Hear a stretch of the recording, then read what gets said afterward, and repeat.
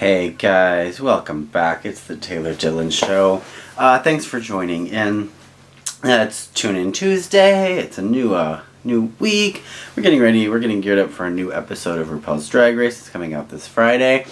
I actually got to sit down on the phone yesterday and kind of talk with the Pretty Dumb podcast. We tried to do a group podcast. Unfortunately, I was unable to get my audio to sync up properly on my end.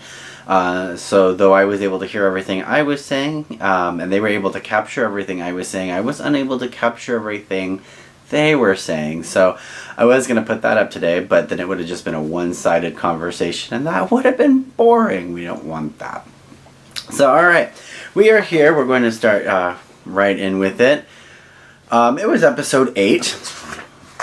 It was the Judy episode. It was my best Judy, my best girlfriend, basically. For those of you who are young and you don't get what that reference is, it goes back, and they do explain in the show, it goes back to Judy Garland and being on, The Wizard of Oz. She was Dorothy Gale.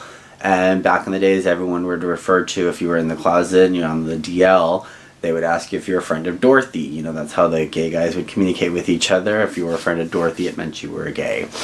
And when Judy Garland died and they had her, funeral service and stuff, it coincided with the Stonewall riots, which was a big part of, gay history and part of that, the drag queens breaking down the walls and everything and, showing the world that we wouldn't be, boxed in with them kind of a thing. So, here we go. So we're going to go right into it. All the photos on the walls have changed, which is our first clue that something's going on, because now all the pictures of RuPaul have been replaced by Judy Garland. So everyone's like, oh, what's going on? What is this? What kind of episode is this going to be? And they get told how they're bringing in their best Judy. Their best friend is going to be with them to do a makeover. Like, they are going to make over their best friend. I hate makeover episodes that do this, because you always end up with, they get mad because they want the girl to make over the person to look exactly like them. They want a strong family resemblance. They want the same makeup job. They want the same hairstyle. They want the same clothing. And it never works out because they don't look enough alike to where they could actually have that strong family resemblance. Alright?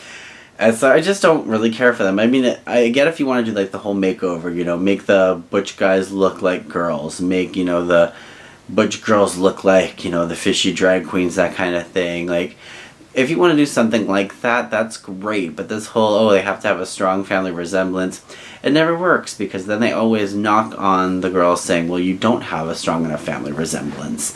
And I don't get what it is. You're black, she's white. Why couldn't you make her look more black? Kind of a thing. And then they make her look black, and you're like, oh, she's in blackface. We can't have that. So I don't, it just doesn't make sense to me. So Naomi with her bestie Ricardo, Monique with her assistant Danny, her best friend Danny, Patty, Monet with her assistant Patty, Latrice with her bestie Tim, Trinity with her boyfriend Leo, Manila with her husband Michael. So we have some best friends, and then we also have some, significant others in there. So you get a lot in the backstory of, especially with with Latrice in this episode. Latrice actually talks about her incarceration, and I don't recall we've ever heard before why Latrice went to jail. And on this one we actually hear she went to jail for 18 months, and we hear that it was because she had drug charges and probation violation, that kind of stuff. And this guy Tim was with her, all through it, and was like her best friend through thick and thin, and made clothes for her when she was getting out of jail, because her storage unit had been tossed out, all the stuff that was in it, so she had nothing when she got out of jail. So it was a sad, touching story, and we got to, see about Manila and her husband Michael. So it was cute, but we're going through the whole episode, and it's a lot of, how many times have you been in the bottom? How many times have you been in the bottom? And you're going, oh, okay, this is going to be something. They're focusing on who's been on the top and who's been on the bottom, and every time that happens, it is a big kerfuffle of what is about to go on. Usually that's when the girls are going to flip the script and not do the report card that they keep on talking about how they want to do. So, Manila has never been in the bottom, as she said. She's like, I haven't been in the bottom. She's been safe. She's been close to being in the bottom, but she hasn't been in the bottom. Latrice has already been sent home once, so we know she's been in the bottom, and most of the other girls have had some time, safer in the bottom. So, they do over their girls. They get told, you're going to do a routine, my best Judy. It's cute. They get to choreograph their own routine. They're all in the exact same costume, every single one of them, so there's no, who looks better kind of a thing. It's not until they're on the runway that they actually get to showcase a different look. And that's the whole, okay, let's see if we can make them look like each other. Because that's not going to end well. They actually spent the entire time teasing Monet about how Monet is this, a strong black woman who is going to do over this little white boy. And the first thing they're saying is, it's like powder as he's sitting there, like shaving off his eyebrows to match Monet. And there's no way that they're going to look exactly alike. They're not going to look like they have any sort of a strong family resemblance whatsoever. Runway starts. Rue walks in. I did not like that wig, that whole big blonde wig thing that it looks like it could have worked maybe for the last week's episode when they were clubbing type stuff, but not this week's episode. And that dress, there's no shape to it. It was this big, throw a sheet of material over you and be done with it kind of a thing. I just didn't like it. Alright, so Latrice introduces us to her girl, Alexis Knight, her buddy Tim. Monique Hart has her bestie Shanita Hart, and they're both in these two big huge eyes, and it's so cute. I loved the eye thing. I loved how they could blink. I love how they could switch sides and look like they were cross-eyed. It was cute. Manila Luzon has Awana Wife. Trinity the Tuck has Indigo Tuck. Monet Exchange has Patty Cash. So I wasn't impressed with Latrice's girl with Tim. I just think, the outfit was great, but the hair was sloppy and the makeup was a little janky for me.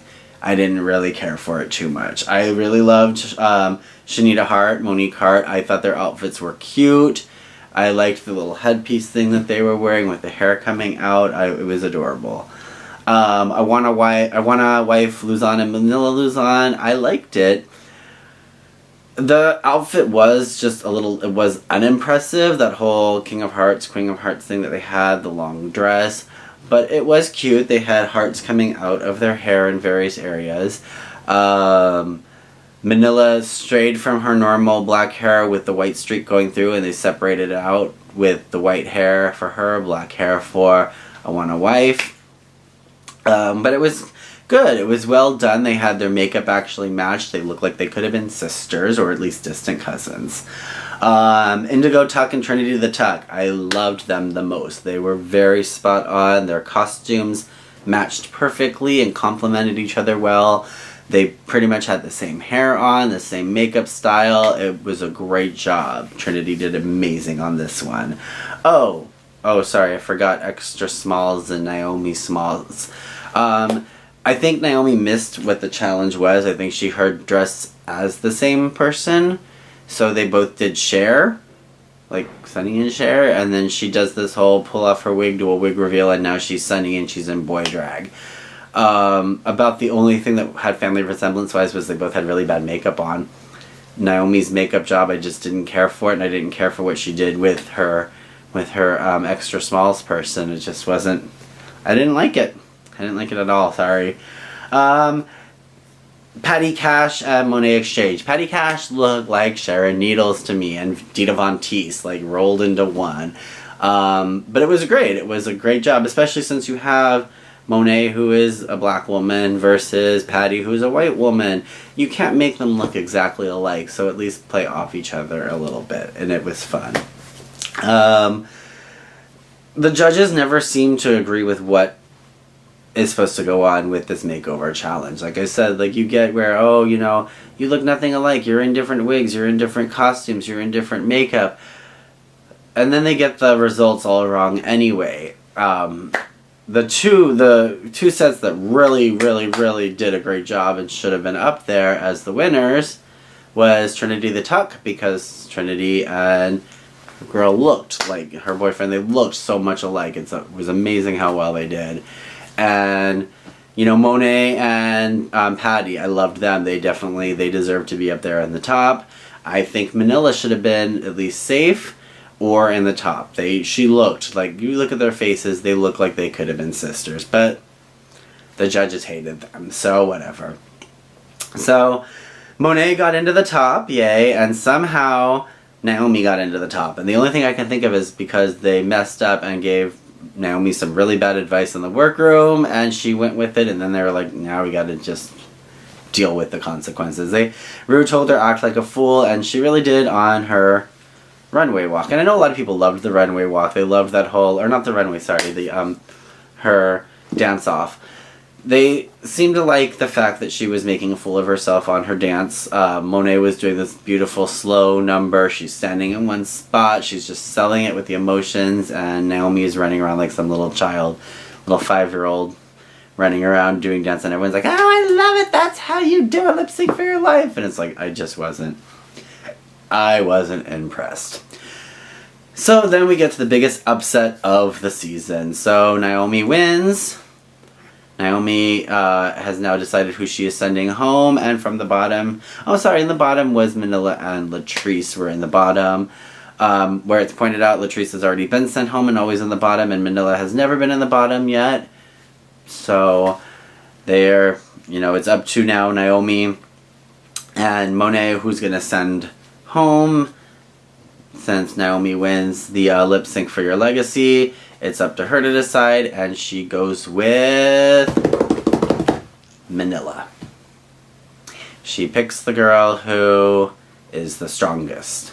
And that's basically what it comes down to. A lot of people, I know even a lot of Naomi's fans are pissed off at her for what she did, and I'm upset for what she did because, Manila should not have been in the bottom. That's the long and short of it. Manila was doing so great. She did great in that episode. She should have been safe. She should have been, up there. But she got stuck in the bottom, and Naomi went in for the kill. She saw a very strong competition, and she said, if I'm going to win this thing, I'm not going to be able to win it. If there's someone strong competing against me, I have to win it with someone who is less than my level. So she took out Manila. So, and now a lot of people are saying this is the last time they're watching RuPaul's Drag Race Best Friends Race. RuPaul's Drag Race All Stars. That they're not watching it anymore because it was stupid what happened. It was an idiot move, but you also are going to keep watching it because it's reality TV and you want to see what goes on and you want the drama of it all. So, I'm sure we're going to tune back in next week. We're going to watch it. We're going to see what happens. But as they did point out, it was cute. And Latrice and Manila entered into the workroom for the first time, handcuffed together, and basically it was up against each other to see who was going to stay and who was going to go. And I don't agree with Naomi's decision. I think it should have been Latrice going, if anyone. But at the same time, I can see what she's doing. Get rid of the strong competition and take him out while you can. Of course, then the very next week, she flips over to, can we go back to the report cards?